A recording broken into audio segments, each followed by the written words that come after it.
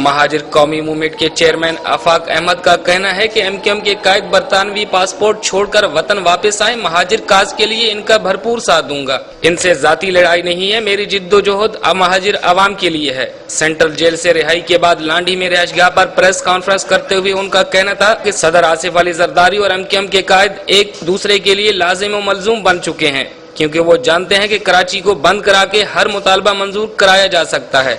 उन्होंने डॉक्टर इमरान फारूक कत्ल केस पर बात करते हुए कहा कि अगर सदर पाकिस्तान डॉक्टर इमरान फारूक कत्ल केस के 2 मुल्ज़िमान को स्कॉटलैंड यार्ड के हवाले कर देते तो ये मुअम्मा कब का हल हो चुका होता। मेरा किसी से तसादुम नहीं, मैं कराची में बसने वाली तमाम जमातों से राब्ते करूंगा। गवर्नर हाउस इस वक्त स्टेट एजेंसी का किरदार अदा कर रहा है। तो मैं उसमें ये कहना चाहता हूँ कि देखिए, अल्ताफ ने हमारे ऊपर बहुत जुल्म किए, झूठे मुकदमात बनवाए, 8 साल तक मैं जेल में रहा, मेरे हजारों साथी घरों से बेघर रहे, लेकिन इसके बावजूद मैं अल्ताफ के इन तमाम मजालिम को आज आपके सामने माफ करने का ऐलान करता हूँ। मैं अल्ताफ हुसैन के साथ साथ गवर्नर रिशवतुल इबाद ने मुझे मेरे वालिद की तदफीन में शरीक नहीं होने दिया, उसके हुक्म पर मुझे कब्रिस्तान जाने से रोका गया और मैं अपने वालिद की तदफीन में शरीक नहीं हो सका, जिसकी वजह से आज मैं सबसे पहले अपने वालिद की कब्र पर हाजिरी देने गया। रिशवतुल इबाद का इक़दाम मेरी ज़ात के खिलाफ था, मुझे तकलीफ पहुंचाने के लिए था, मुझे वो जख्म देने के लिए था जो जिंदगी भर वो जख्म ख़त्म नहीं हो सकता।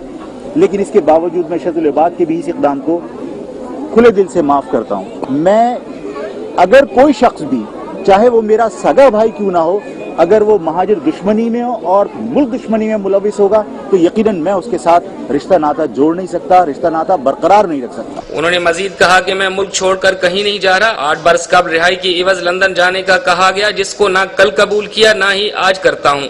मैं इन माओ बहनों और कारकुनों का कर्ज नहीं उतार सकता जिन्होंने मुश्किल वक्त में मेरा साथ नहीं छोड़ा। मेरी रिहाई पर सूबाई वजीर दाखिला मंजूर वस्सान, जिनका कहना है कि अब किसी इत्तेहादी जमात के कहने पर आफाक अहमद को नजरबंद नहीं करूंगा, इसका मतलब ये है कि मुझे जेल में किसी की फरमाइश पर रखा जा रहा था। मैं एमक्यूएम को सियासी जमात नहीं मानता। अल्ताफ हुसैन इस वक्त हुकूमत से बारगेनिंग की पोजीशन में हैं, मगर उन्होंने कराची और सिंध के अवाम के लिए कुछ नहीं किया।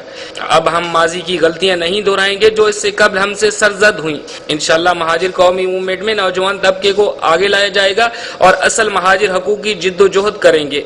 महाजिर कौमी मूवमेंट की तंजीमें नौ भी करेंगे। उन्होंने मजीद कहा कि जुल्फकार मिर्जा और लॉर्ड नजीर पाकिस्तान के लिए नेमत हैं।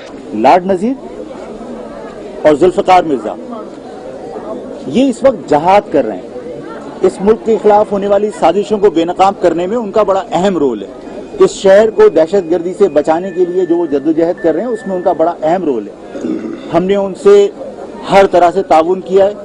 उनको हमने बहुत सारे वीडियो शवाहिद पहुंचाए जिसमें अल्ताफ हुसैन के लिए बाकायदा उनके साथियों ने कहा है कि हमें। महाजिर कौमी मूवमेंट के चेयरमैन आफाक अहमद सेंट्रल जेल से रिहाई के बाद शेरपाव रेडीगोट कब्रिस्तान गए, जहां उन्होंने कारकुनों अपने वालिद के कब्र पर हाजिरी दी, जहां उन्हें जुलूस की शक्ल में लांडी में वाक़ उनकी रिहाइशगाह पर लाया गया, जहां सैकड़ों कारकुनों ने उनका पुरतपाक इस्तकबाल किया।